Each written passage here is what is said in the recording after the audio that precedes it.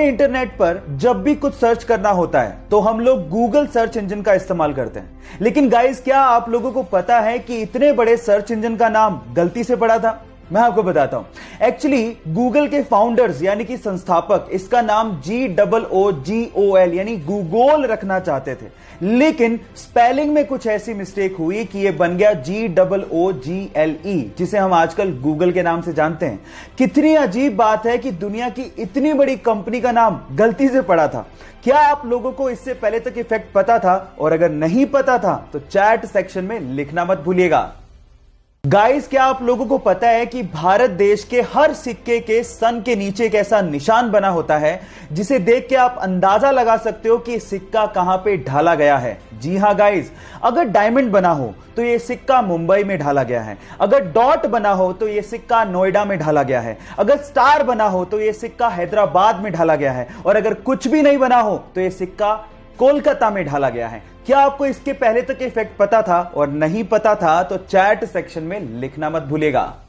Guys, क्या आप लोगों को पता है कि स्पेसएक्स ने अंतरिक्ष में जाने के लिए एक एडवांस्ड कैप्सूल तैयार किया है जो किसी भी इमरजेंसी की सिचुएशन में एस्ट्रोनॉट्स को रॉकेट से अलग कर देगा, और उसके साथ साथ इसमें एक एडवांस्ड पैराशूट भी लगाया गया है जो आसानी से एस्ट्रोनॉट्स को लैंड भी करवा देगा। गाइस, इस टेक्नोलॉजी की हमें सख्त जरूरत है ताकि इन फ्यूचर हम लोग कल्पना चावला जैसी बेटियों को ना खोएं। गाइस, अब तो मैं जरूर अंतरिक्ष की सैर करना चाहूंगा। क्या आप लोग सैर करना चाहेंगे? चैट सेक्शन में लिखना मत भूलिएगा। कोरोना के चक्कर में हम लोगों ने कुछ नया सीखा हो या ना सीखा हो, अंग्रेजी का एक नया शब्द जरूर सीखने को मिला, और वो था क्वारंटाइन। और सवाल यह है कि क्वारंटाइन शब्द एक्चुअली आया कहां से, उसका मतलब क्या था? तो मैं आपको बताता हूं। एक्चुअली जब पूरी दुनिया प्लेग नामक बैक्टीरिया से जूझ रही थी तो उस टाइम पे इटली ने क्या किया, उसके वहां पर आने वाले जितने भी समंदर के जहाज थे उनको वो 40 दिनों तक समंदर में ही खड़ा रखते थे ताकि वो जो बैक्टीरिया है वो 40 दिनों में वहीं पे खत्म हो जाए। और वहां की लोकल लैंग्वेज में 40 को क्वारंटा बोला जाता था। वहीं से ही क्वारंटाइन शब्द को निकाला गया। क्या आपको इसके पहले तक ये बात पता थी? और नहीं पता थी तो चैट सेक्शन में लिखना मत भूलिएगा। रोल्स रॉयस दुनिया की सबसे महंगी कारों में शुमार है इसका नाम। लेकिन क्या आपको पता है कि रोल्स रॉयस की कारों के पहियों में लगा हुआ आरआर का लोगो पहिया घूमने के साथ कभी भी उल्टा नहीं होता, वो हमेशा सीधा ही रहता है। अगर आपने कभी गौर किया हो तो जितनी भी कार कंपनीज हैं वो अपने कार के पहियों के बीचों बीच कार का लोगो लगाती हैं, लेकिन जैसे ही पहिया घूमता है लोगो भी उल्टा हो जाता है। लेकिन रोल्स रॉयस की कारों में ऐसा मैकेनिज्म यूज किया गया है जिससे कार का पहिया घूमने के बावजूद भी आरआर का लोगो हमेशा सीधा ही रहता है। इससे रोल्स रॉयस कंपनी यह संदेश देना चाहती है कि कंपनी हमेशा ऊंचाइयों और सफलता की तरफ देखती है।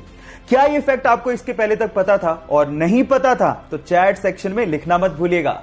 गाइस, आप लोगों ने किसी भी नदी के ऊपर से गुजरते ब्रिज को तो देखा होगा। वो ब्रिज इसलिए बनाए जाते हैं ताकि नदी के एक तरफ से दूसरी तरफ तक ट्रैफिक को ले जाया जा सके। लेकिन फ्रांस ने दुनिया का पहला ऐसा ब्रिज बना के तैयार किया है जहां से ट्रैफिक को नहीं बल्कि एक नहर को नदी के ऊपर से पास करवाया जाता है।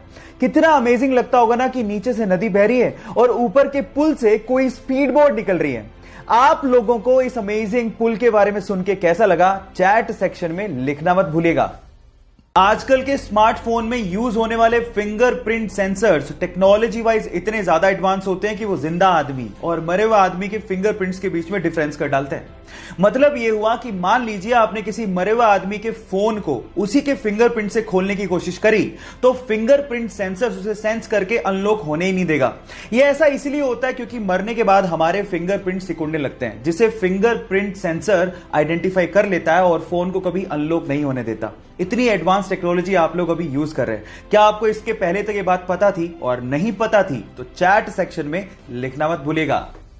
अगर मैं आपसे अभी समय पूछूं तो आप अपने स्मार्ट वॉच या फिर अपने स्मार्टफोन से मुझे समय एएम या फिर पीएम में बताएंगे, पर सवाल यह है कि एएम और पीएम का मतलब आखिर होता क्या है? तो मैं आपको बताता हूं। हमारे पूरे दिन को 12-12 घंटे के इक्वल पार्ट्स में डिवाइड किया गया है। दोपहर 12 बजे के पहले का समय हम लोग एएम, जबकि दोपहर 12 बजे के बाद के समय को हम लोग पीएम में बताते हैं।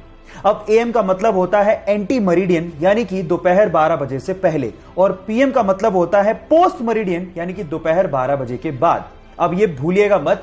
क्या आपको पहले से बात पता थी? और नहीं पता थी तो चैट सेक्शन में लिखना मत भूलिएगा।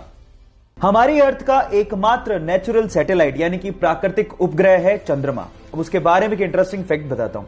आपका अभी इस वक्त जितना भी भार है उसका सिर्फ 1/6 भार ही आप लोगों को मून पे फील होगा। मतलब मान लो कि आप 60 किलो के हो तो उसका 1/6 यानी कि सिर्फ 10 किलो का भार ही आप लोगों को मून पे फील होगा, यानी कि आप अपने आप को हल्का महसूस करोगे। और यह होता है ग्रेविटेशन की कमी की वजह से। और अगर मान लो आपको अपना भार कम करना है तो जिम जाने की बजाय आप चंद्रमा पे चले जाओ, वो ज्यादा अच्छा है। Just kidding. ये आपको पता था या नहीं पता था, चैट सेक्शन में लिखना मत भूलिएगा। पिकासो के एक पेंटिंग एग्जीबिशन में एक महिला पिकासो के पास आकर एक पेपर और पेन देकर कहती है कि पिकासो मैं आपकी बहुत बड़ी फैन हूं, क्या आप मेरे लिए कुछ ड्रॉ करेंगे। पिकासो ने 30 सेकंड लगा के एक बहुत ही वंडरफुल सी पेंटिंग ड्रॉ करके उसको दी। उसके बाद वो थैंक यू कह के वहां से जब जाने लगी तो पिकासो ने पीछे से आवाज लगाते हुए कहा कि एक्सक्यूज मी लेडी, इस पेंटिंग की कीमत $1 मिलियन है और आपको पे करनी पड़ेगी। तो उस महिला ने जवाब दिया कि क्या बात कर रहे हो पिकासो, आपने सिर्फ 30 सेकंड लिए और आप $1 मिलियन मांग रहे हो। तो पिकासो ने कहा कि इस पेंटिंग को 30 सेकंड में बनाने में मुझे 30 साल की मेहनत लगी है।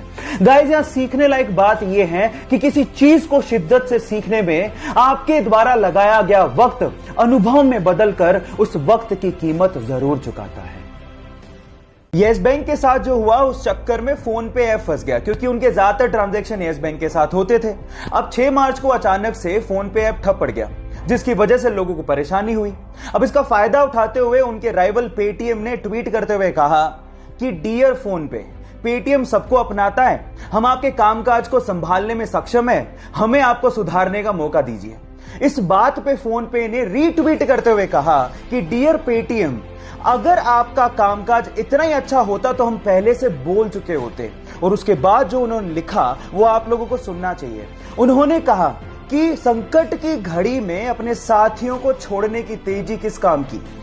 Foam is temporary but class is permanent. So guys, यहां सीखने लायक बात यह है कि संकट की घड़ियां आती जाती रहती हैं। इस सिचुएशन में अपनी साथियों का साथ कभी नहीं छोड़ना चाहिए क्योंकि वक्त बदलते देर नहीं लगती। आप लोगों ने मूवीज में सुपर हीरो को तो प्लेन को लैंड कराते हुए और पैसेंजर्स की जान बचाते हुए देखा होगा, लेकिन रियल लाइफ में भी एक ऐसा इंसिडेंट हो गया जो किसी मूवी के स्टंट से कम नहीं था।